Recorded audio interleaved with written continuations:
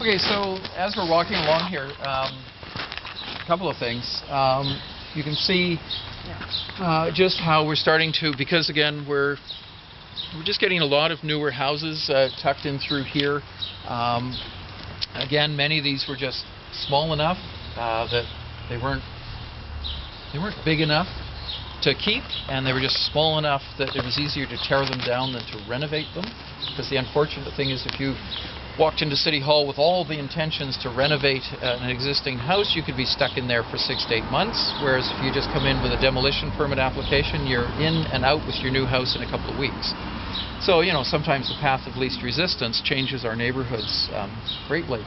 However, there's still enough sticking around that, you know, the street still gives you that what the street was intended to be, but also it points out a conundrum that we now have in the city. We're walking down a street built out largely in the late 1920s and the 1930s. So they were built of the style of the day. And so it's an eclectic mix of this fabulous house here with its rounded arched windows here, but again the rolled eaves and things. So we have a little bit of that sort of Spanish, you know, Mediterranean house, but we also have, you know, we'll hedge our bets here and we'll go for the rolled eaves, so we'll get that little sort of English in there.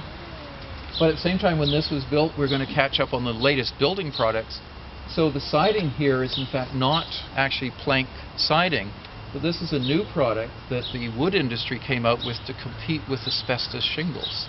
And so this is actually a pressed, almost plywood-like product that was an incredibly dense, hard board made up of alternating layers of woods and things.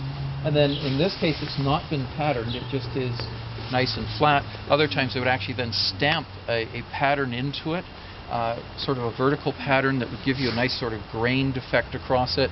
And perversely, they also stamped wood grain into their new wood product so that you got the look of wood in wood to compete against the wood patterned asbestos shingle. It's totally perverse.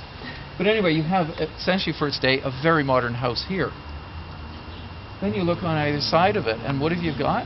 You have two ersatz craftsmen, which are the modern houses on the block. If you show up at City Hall with something not in the ersatz craftsman style, then they're going to sit there and work with you to see about making maybe some more traditional changes and things. We have a default position now, which is craftsman good, anything else not good. And so then in a neighborhood like this, we actually, not in this neighborhood, but a little bit further north of us, and also in some of the neighborhoods off to the west, we actually have bylaws that specify traditional house styles in neighborhoods that were built in the 40s, 50s, and 60s.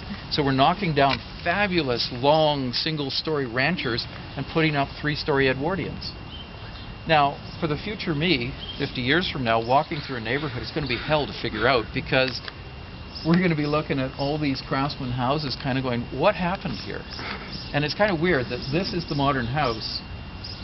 That's, you know, this was the modern house for its day, and that somehow is our modern house today, which doesn't reflect anything about today, but it goes back to a period long before this neighborhood was developed. To me, it's just kind of a weird sort of thing. But anyway, this is a fine example of just sort of that evolution of these storybook houses into something that's a little bit more modern. All of the decoration out front, and of course when you come around the back, it's just a bog standard house. And even that got carried on into the Vancouver Specials and things. You've got all the brickwork up front, turn the corner, there's nothing but white stucco, that type of thing. And so very often these homes have all the stuff at the front, but in behind they're just standard little houses. Now the other thing you note is the ground has suddenly risen, so we're leveling out the streets. We don't want our residents in CPR neighborhoods going up and down all these inconvenient little hills, and so you just level out the street. And so you come back to the street end here, and you can just see, it just rises ever so slowly and then drops again. And this was just one of the sort of bumps in the landscape, but we just leveled the street, and so then this property is up above the street. So it's a simple little thing like that.